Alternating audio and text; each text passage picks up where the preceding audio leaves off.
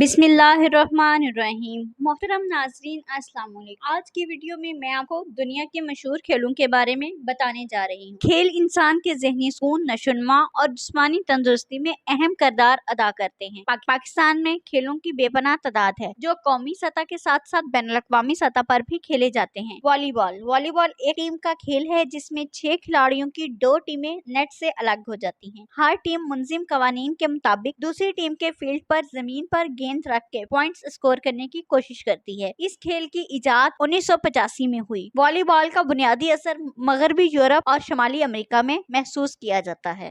Hockey out ڈور game ہے جو 11 کھلاڑیوں کی 2 مخالف ٹیموں کے ذریعے کھیلی جاتی ہے جو اپنے حریف کے گول میں ایک چھوٹی سخت گیند کو مارنے کے لیے اسٹرائک اینڈ پر مڑے ہوئے اسٹک کا استعمال کرتے ہیں۔ اسے برف پر کھیلے جانے والے اسی طرح کے کھیل سے ممتاز کیا جاتا ہے۔ فٹ بال وہ کھیل ہے جسے 11 کھلاڑیوں کی 2 ٹیموں کے درمیان کھیلا جاتا ہے۔ یہ 250 سے زیادہ ممالک میں 200 ملین کھلاڑیوں کے ذریعے کھیلا جاتا ہے جو اسے دنیا کا سب سے مشہور کھیل بناتا ہے۔ یہ کھیل مستطیل کے میدان پر کھیلا جاتا ہے جس کے ہر سرے پر ایک گول ہوتا ہے۔ کھیل کا مقصد جسم کے کسی بھی حصے کا استعمال کرتے ہوئے گول اسکور کرنا ہوتا ہے، بازو اور ہاتھوں کے علاوہ گیند کو حریف کے مقصد میں حاصل کرنا۔ فٹ بال دنیا کا سب سے مشہور کھیل۔ کرکٹ ایک مشہور کھیل ہے اور دنیا کے ٹاپ 5 میں سے ایک ہے۔ اس کھیل کی پیدائش 16ویں صدی میں انگلینڈ میں ہوئی اور یہ 18ویں صدی میں ملک میں ایک قومی کھیل بن گیا۔